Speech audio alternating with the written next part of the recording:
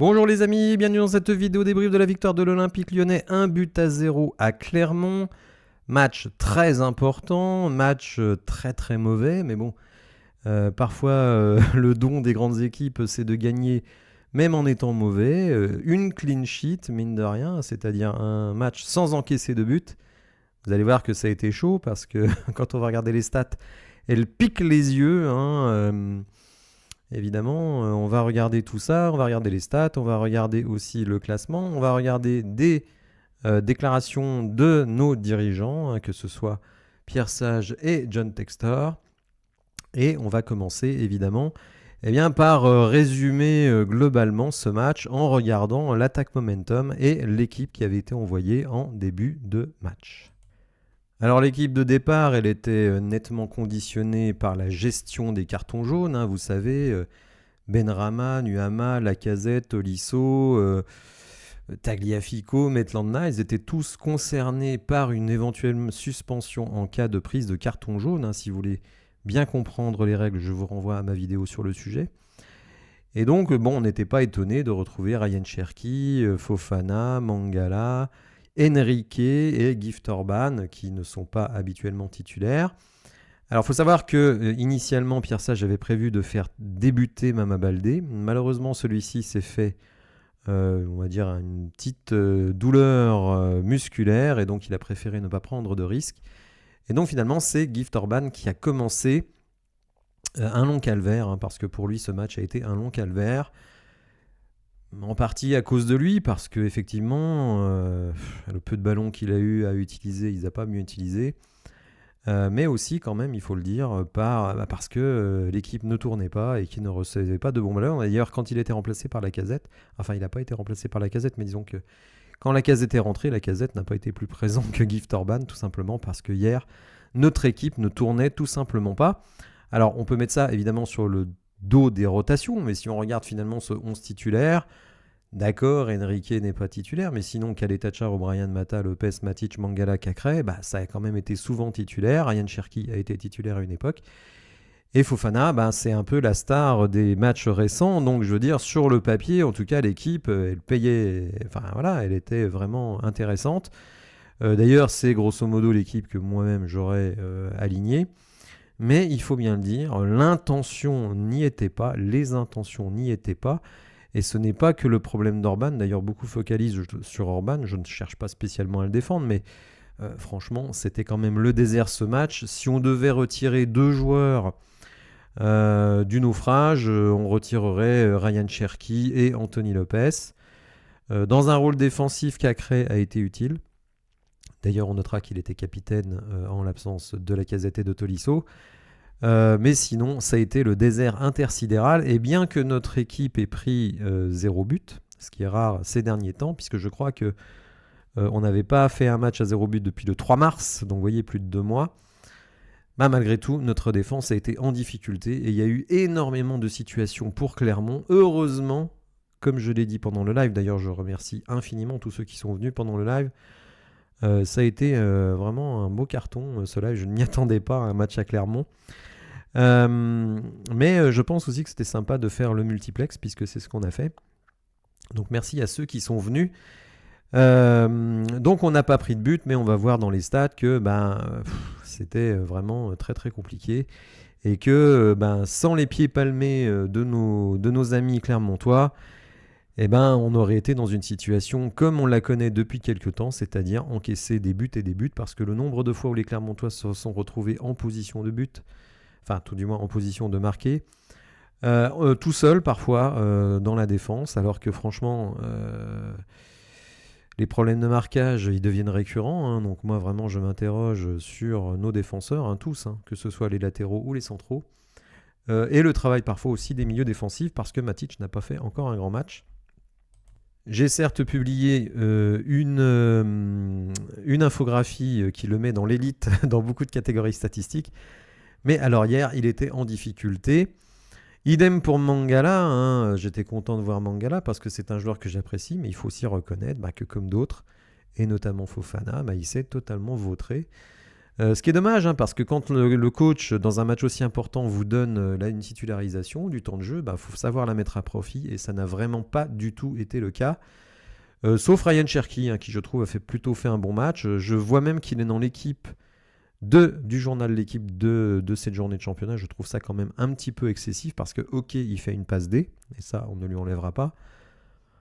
Il a fait un peu quelques bonnes actions, mais de là à le mettre dans l'équipe de la semaine, je trouve ça un petit peu exagéré. Mais enfin bon, ça, on s'en fiche un petit peu. Alors pour finir de se convaincre de notre match franchement insuffisant, regardez cette attaque momentum. Alors là, franchement. Donc on est en bleu. Donc vous voyez quelques toutes petites incursions en première mi-temps. Avant le but, on ne fait rien du tout. Donc on marque ce but. Après, on a un petit passage positif. Et après, jusqu'à la fin, c'est le désert. Une petite occasion ici. Mais sinon, vraiment, rien à se mettre sous la dent.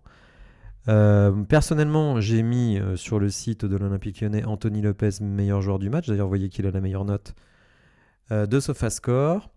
Maxence Cacré et Ryan Cherky derrière. D'ailleurs, pour une fois, je ne suis pas souvent d'accord avec les notes de SofaScore, mais en tout cas, ça me semble quand même être les 3 joueurs qui se sont démarqués. Hier, quand on va un peu plus près dans les stats, eh bien, on voit que Clermont a 1,06 XG, hein, donc plus d'occasions nettes que nous. Nous, 0,40, hein, donc c'est presque miraculeux de mettre un but. On est même dominé dans la possession. Rendez-vous compte, Clermont, dernier du championnat. 18 tirs, 3 fois plus que nous. 18 tirs encaissés, 5 cadrés. Contre 2 pour nous et 6 tirs au total. Franchement, on s'en sort bien. On va pas se mentir, on s'en sort bien. En début de saison, les amis, j'étais parmi ceux qui disaient que certes, on n'était pas bon, mais en plus, on manquait de réussite. Là, franchement, je trouve qu'en cette fin de saison, la réussite, elle est vraiment avec nous. Alors justement, on va enchaîner sur le classement, puisque nous restons 7e. Manque de peau pour nous, Lens n'a pas perdu à Rennes. Et d'ailleurs, pendant le live, on a eu une fausse joie, puisque Rennes a mis un but en toute fin de match qui leur aurait donné la victoire. Et donc, il nous aurait permis de passer devant Lens, mais le but a été refusé. Bon, depuis, je n'ai pas vu, donc je ne peux pas me prononcer sur le sujet. L'Olympique de Marseille s'est imposé à domicile 3-1 face à Lorient. Et évidemment, comme ils ont un match en moins, eh bien, c'est eux qui ont leur destin entre leurs mains, puisqu'ils ont encore 2 matchs à jouer. Alors, 2 matchs à l'extérieur. Or, Marseille est une des 2 plus mauvaises équipes à l'extérieur cette saison. Donc, on peut peut-être espérer qu'ils, pas forcément qu'ils perdent, mais qu'ils laissent un match nul en route. Donc ils vont à Reims dans le courant de cette semaine, avant de se déplacer pour le dernier match de la saison au Havre. Donc on va être à fond derrière les Rémois cette semaine pour espérer un faux pas de Marseille qui nous permettrait, lors de la toute dernière journée du championnat, d'assurer la 7e place et peut-être d'aller chercher la 6e. Si Lens venait à ne pas prendre les 3 points face à Montpellier, mais ça je serais quand même très surpris. Mais bon, dans le foot, tout est possible. Après, nous, il faut évidemment qu'on gagne face à Strasbourg. On connaîtra déjà le résultat de Marseille-Reims, hein, puisque ça va se jouer cette semaine. Ce qu'on peut noter par rapport à Marseille, c'est qu'ils ont quand même une séquence où ils auront joué 4 matchs en 10 jours. Donc ça peut manquer un petit peu de gaz sur les derniers matchs, notamment pour Aubameyang, hein, qui a quand même plus de 34 ou 35 ans. Donc peut-être vont-ils manquer de jambes. C'est un peu dommage de devoir être un peu tributaire des résultats des autres, mais c'est aussi le roman de cette saison. Alors DataOL qui nous régale en stats, d'ailleurs je le salue puisqu'il vient de passer les 7000 abonnés sur Twitter, donc nous indique qu'il y avait 0,34 XG. Alors vous allez me dire, bah oui mais tu as dit 0,40 tout à l'heure, mais en fait vous savez, chaque institut de stats a un petit peu sa manière de calculer les XG, c'est pour ça que d'un site à l'autre vous pouvez avoir des XG un peu différents, mais ça se joue quand même à la marge.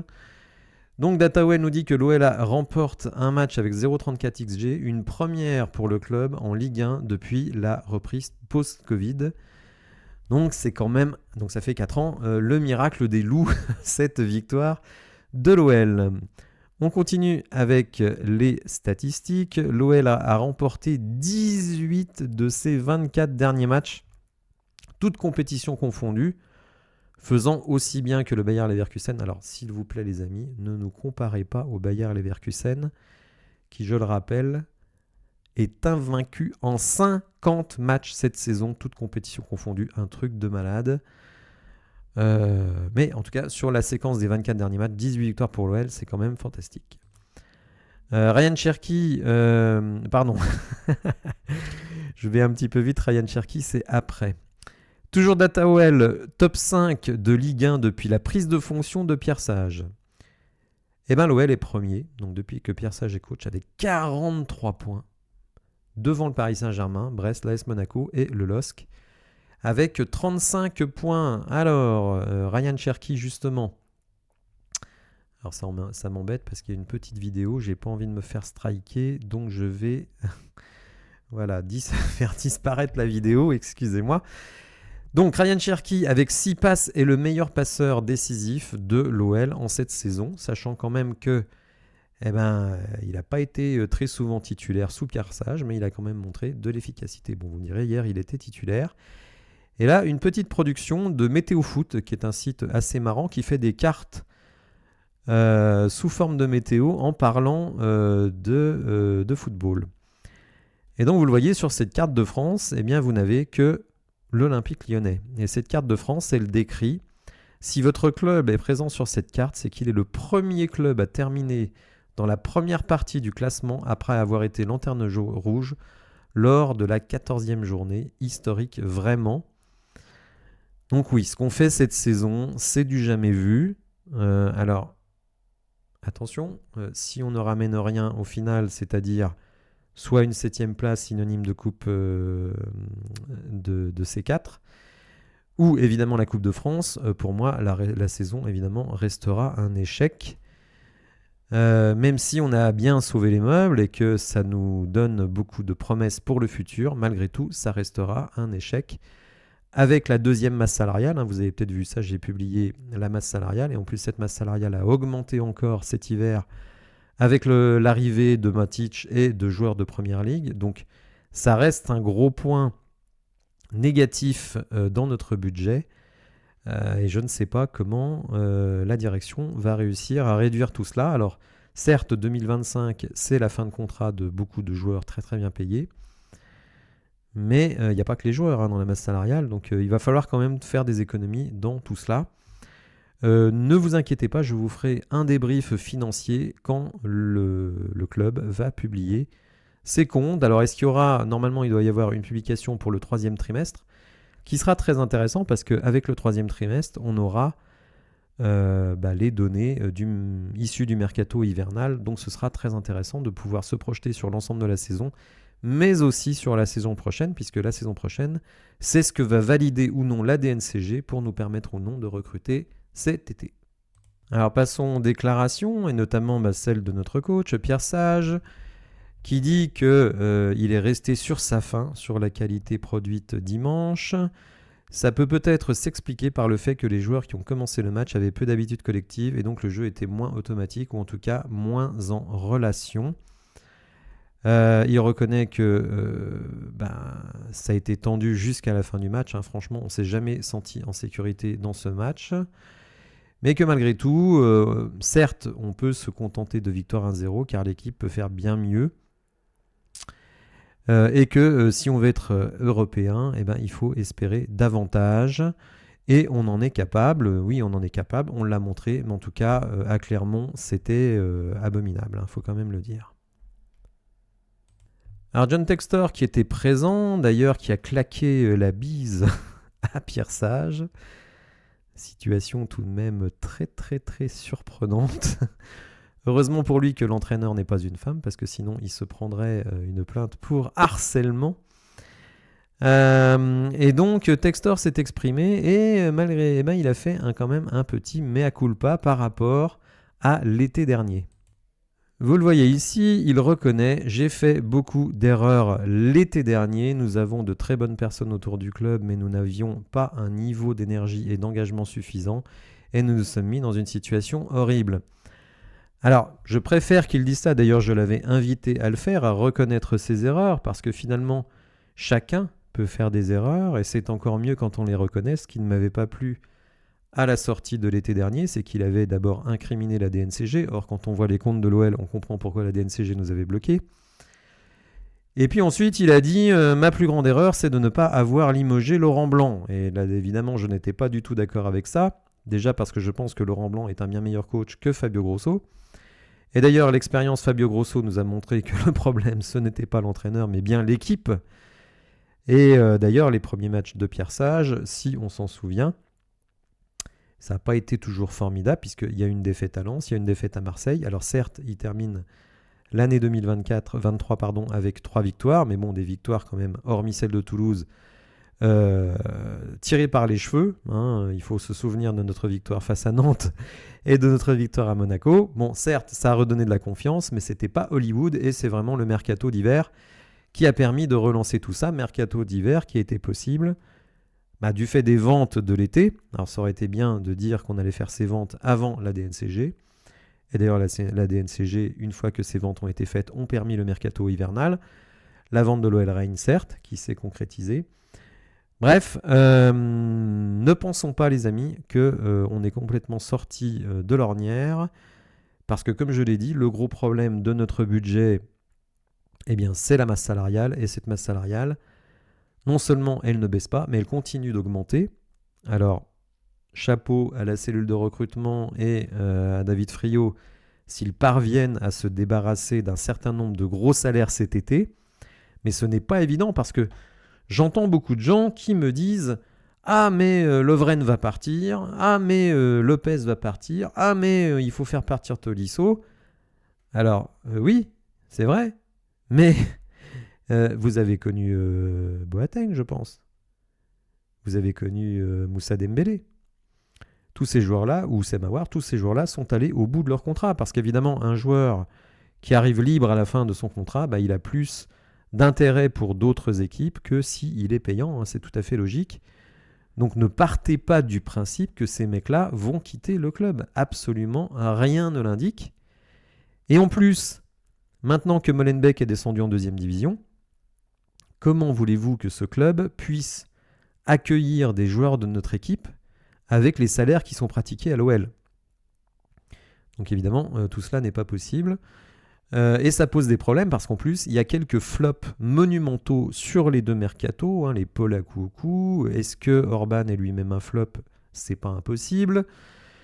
Donc il y a un travail immense. Hein. Moi, je pense pas qu'il y aura beaucoup d'arrivées parce que je fais partie de ceux qui pensent que le mercato hivernal anticipait le mercato d'été. Et donc, j'irais même jusqu'à dire que le club anticipe le fait qu'il soit bloqué cet été. C'est pas impossible, hein. Je dis pas que ça va arriver, mais je dis que c'est pas impossible. Et je pense que le club se dit, les joueurs qui sont là, ils sont là. Et donc c'est pour ça que je vois très très peu de mouvements dans le sens des arrivées, dans le sens des départs, je l'espère, parce que c'est nécessaire. Mais en tout cas, il y a un travail absolument colossal. Bon, en tout cas, voilà. Match pourri, les 3 points, on les prend. Ça fait du bien, ça fait plaisir. Ça nous laisse dans la course, même si nous n'avons pas totalement notre sort entre les mains. Évidemment, dimanche prochain, je vous referai un live pour la réception de Strasbourg avec un multiplex et tous les autres matchs qui auront lieu. On va soutenir Reims pour qu'ils prennent des points face à Marseille et que nous, on puisse ensuite, on va dire, mettre le couvert sur cette saison avec une place européenne qui serait tout à fait folle et en plus qui nous libérerait totalement pour la finale de la Coupe de France. Voilà les amis, j'espère que vous avez apprécié la vidéo. Si c'est le cas, n'hésitez pas à la liker, à vous abonner à la chaîne et je vous dis à bientôt pour de nouvelles infos. Merci, au revoir.